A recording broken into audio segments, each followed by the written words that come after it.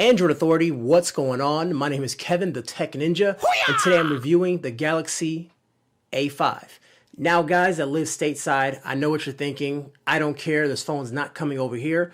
But let's think about something for a second. The Galaxy S6 is just around the corner, and Samsung has been known to try out new things on their other devices.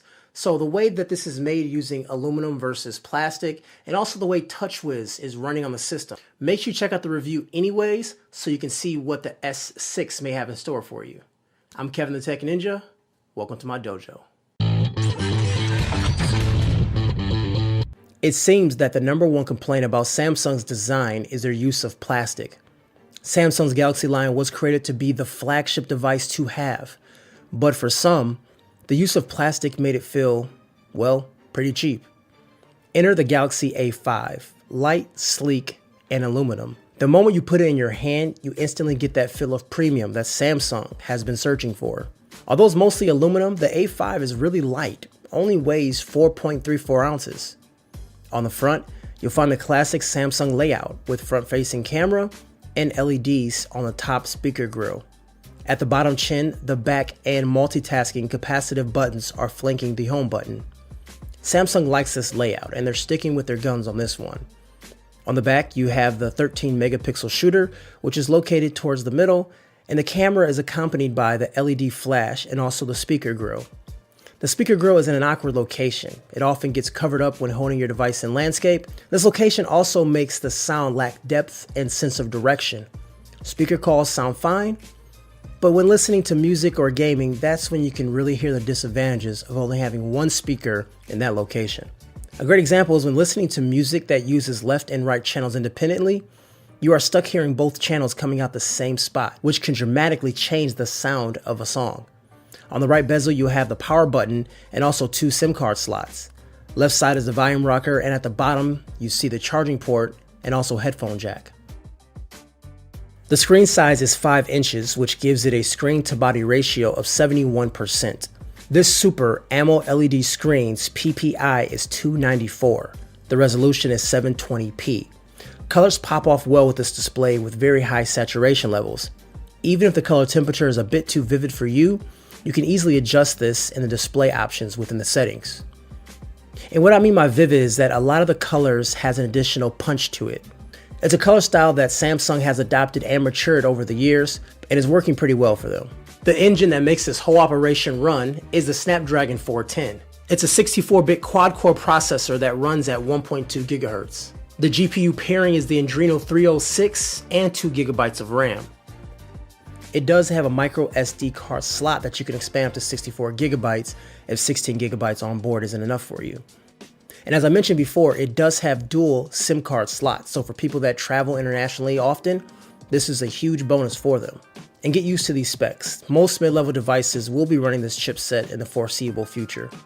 The hardware isn't going to shake up the world, but it's a decent mid-level offering from Samsung. The Snapdragon 410 absolutely flies. Opening and closing applications is done effortlessly, and as far as the UI is concerned, it's comparable to the Snapdragon 805.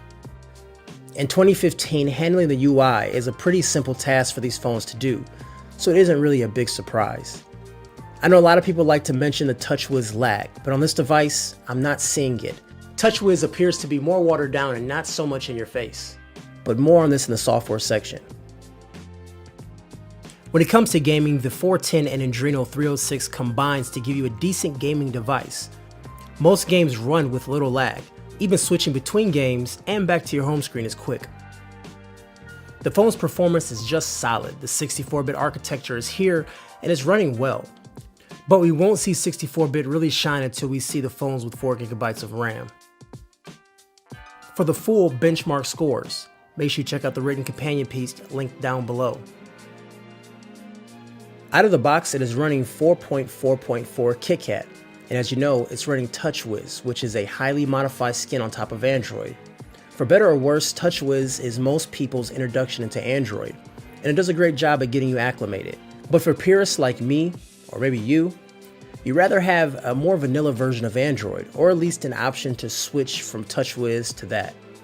The home screen by default has 3 screens. You can swipe left and it takes you to Flipboard, You can also swipe right, that takes you to your other page. Or you can press and hold for more home screen functions like widgets, icons, and settings. Shockingly enough, there was no bloatware on this device at all. I mean, you'll find a few Samsung applications on board like My Files, Flipboard, Voice Recorder, and S Planner, but I didn't see any other type of trial software, maybe because this isn't locked down to a carrier. A lot of times carriers are the ones that actually add to the bloatware. Comparing this to the S5, all the applications that are on this device is running the same version. Messages, browsers, My Files all look and behave the exact same way. The headlines as of late is that Samsung is trying to make the S6 more like a stock version of Android. And my takeaway from this is that Samsung is considering a slimmer TouchWiz and providing their applications a la carte. And this is something that I'm pretty excited about. For some people, the camera on the phone is one of the most important features to have. Samsung realizes that and provides one of the best cameras on a smartphone. The A5 brings a 13 megapixel shooter to the game. It's extremely quick and provides very clean images. Now for a mobile device, the depth of field on these images are pretty good. This gives the subject the ability to stick out of the background. In good lighting, images appear bright and vivid with a lot of life to them. In lower lighting scenarios, images still come out pretty good, but there is a bit of grain to the images and sometimes they lack color. But beyond that, it's one of the better low light cameras. On the software side of things, it has less features than the S5. There are only a few shooting modes available on this device. You can head into the Samsung store and download more shooting modes, although there are only 2 extra ones in there. The front-facing camera is 5 megapixels. Just like the S5, the images lack detail and color. It's due to the size of the lens. It does not let a lot of light into the lens, so that means the software needs to compensate for that. Also, beautify mode is on by default, which can make your skin look like rubber if you're not careful. You can also go to additional settings by sliding out the menu from the right, and things that are in there are like white balance, ISO settings, voice activated pictures, and even hand gestures, which makes taking selfies a whole lot easier. The camera lens on the back protrudes out a little bit, so that means the A5 does not sit flush on a surface. Thankfully, it does not rock, it's well balanced, so that's pretty good.